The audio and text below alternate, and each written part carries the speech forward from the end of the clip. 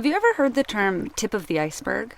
You know that icebergs are mostly underwater, their immense bulk hidden beneath the water. But why is that so?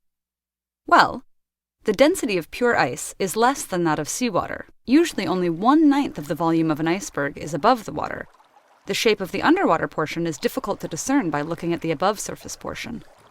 This has led to the expression, tip of the iceberg. Here are some things you might not know about the icy islands. The life of an iceberg begins many thousands of years before it reaches the ocean. Unlike sea ice or pack ice, which form when the ocean freezes, glaciers are made of fresh water. For thousands of years, these glaciers build layer upon layer of ice, constantly compressing, moving, adding snow, compressing, and moving again as they inch along like a frozen river. It is the force of gravity that pulls them towards the sea, where a glacier may calve off to become an iceberg, or continue to spread out as an ice shelf or an ice tongue. Once an iceberg breaks away from the glacier or ice shelf, it will usually live for 3 to 6 years floating around, carried by the currents and tidal movements of the ocean. As it floats along, it is battered by waves, melts, and smashes into land, and sometimes other icebergs.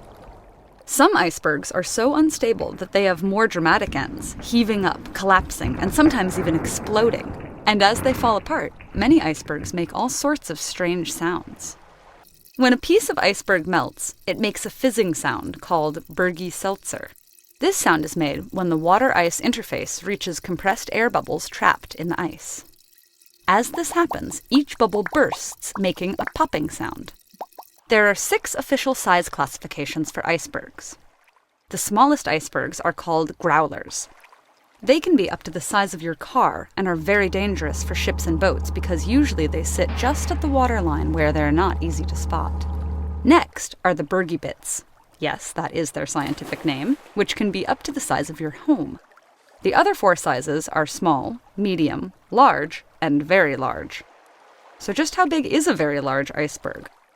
Officially, any iceberg looming larger than 270 feet high above sea level and 670 feet long is considered very large. That's 27 stories of looming blue ice. And how do icebergs get that blue color anyways? When snow on the glacier is compressed over many hundreds of years, the weight of the snow forces the air bubbles out of the ice, creating pure ice with very little air trapped inside. This compression is seen when the glacier calves, creating a blue iceberg. An iceberg that has not experienced as much compression and has a large amount of air and surface edges reflects light as white. Although they form in far northern or southern areas, icebergs can float thousands of miles. An iceberg from the Arctic floated as far south as Bermuda. Antarctic icebergs are mostly trapped in the circumpolar current, never giving them a chance to float north. However, they have been known to interrupt shipping lanes between Australia, South America, and South Africa. For all their traveling, many people think that these slabs of ice are barren of life. But these seemingly sterile ice slabs also harbor their own complex ecosystems, and they shape the ecosystems that they pass through. They become mobile floating ecosystems. Even in the coldest seas, icebergs are always melting at least a little bit. This melting has a major impact on the ocean around an iceberg. The fresh water from the berg creates a pool of fresh water that can extend a nautical mile away from the iceberg. This water is colder than the surrounding seawater, and the temperature variation creates thermal currents in the vicinity of the iceberg. Life thrives on and around an iceberg. Young icefish hide in small ice holes to avoid predators, while a variety of invertebrates, like jellyfish and siphonophores, congregate in the area. Many of them come to feed on krill, tiny shrimp-like creatures. Snow petrels nest on the icebergs and feed on the sea life nearby. Whales and seals and penguins seem to like them too.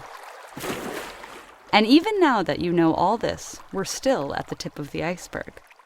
There are all sorts of things we don't know about icebergs. Perhaps you'll be the one to see a little deeper.